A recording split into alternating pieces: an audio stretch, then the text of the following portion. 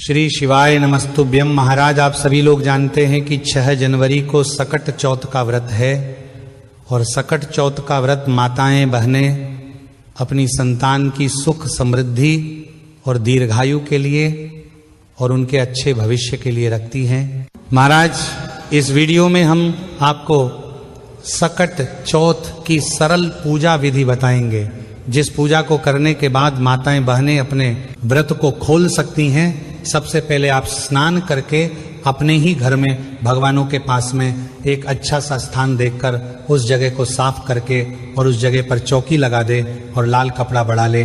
अब आप थोड़ी सी दुर्वक आसान देखकर अपने घर में जो भी गणेश जी की मूर्ति या प्रतिमा हो उसको विराजमान कर दीजिए। अब आप गणेश जी के सामने एक घी का दीपक जला दीजिए और अपने सीधे हाथ के हथेली में सफेद तिल लेकर अपने व्रत का संकल्प लीजिए।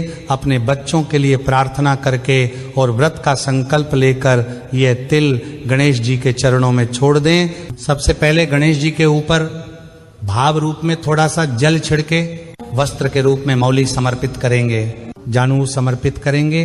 अब गणेश जी का रौली से तिलक करें और दिया को भी तिलक करें। अब चावल गणेश जी को चढ़ाएं और पीले या लाल फूल चढ़ाएं और साथ में दीपक को भी तिलक और फूल चढ़ाएं। इसके बाद गणेश जी को विशेष रूप से दूर्वा चढ़ाएं। अब गणेश जी को तिलक करें। अब भोग के रूप में गणेश जी को तिलकूट या सादा तिल चढ़ाएं या तिल के लड्डू भी चढ़ा सकते हैं। महाराज, अब कुछ फल भी चढ़ा दे और कुछ दक्षिणा चढ़ा दे। इसके बाद सकट माता का ध्यान करके एक साड़ी आपको नहीं खरीद कर लाकर वहीं सकट माता के नाम से रख देनी है। पहली बार व्रत रख रहे हैं तो साड़ी जरूर चढ़ाए। श्रृंगार का सामान भी चाहे तो रख सकते हैं। अब एक लोटा जल भरकर गणेश जी के पास में रखें और भगवान गणेश से भोग स्वीकार करने की प्रार्थना करेंगे। अब आप अपने सीधे हाथ के हथेली में तिल लेकर सकट चौथ की कथा सुन ले और कथा सुनने के बाद थोड़ी सी तिल गणेश जी के चरणों में थोड़ी सी जल के लोटे में और थोड़ी सी दीपक में डाल देंगे और बाकी तिल आप अपने पल्लू में बांध लें या रात्रि में चंद्रदेव की पूजा के लिए बचा कर रख लें। अब भगवान को धूप दीप दिखाकर भगवान गणेश जी की आरती करें। अब आप भगवान गणेश जी और सकट माता से अपनी संतान के अच्छे भविष्य के लिए और उनकी दीर्घायु के लिए प्रार्थना करें।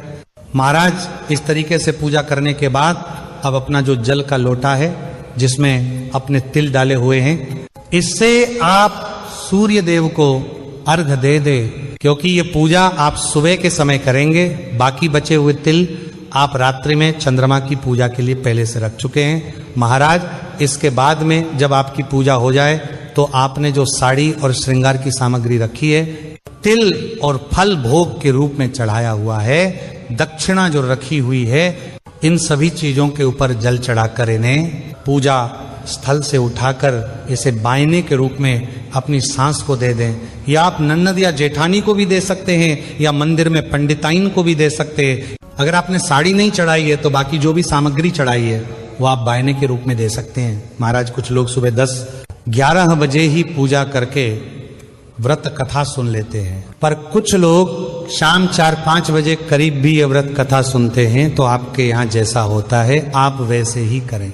ये पूजा करने के बाद, व्रत कथा सुनने के बाद आप दिन में चाय पानी पी सकते हैं और फल भी खा सकते हैं। महाराज, इसके बाद में रात्रि में जब चंद्रमा के दर्शन होंगे उस समय चंद्रमा को अर्घ्य देकर आप अपने व्रत को खोल सकते हैं। महाराज, सकट चौथ का व्रत माघ मास के कृष्ण पक्ष की चतुर्थी तिथि को किया जाता है और इस बार यह व्रत 6 जनवरी 2026 मंगलवार के दिन रखा जाएगा।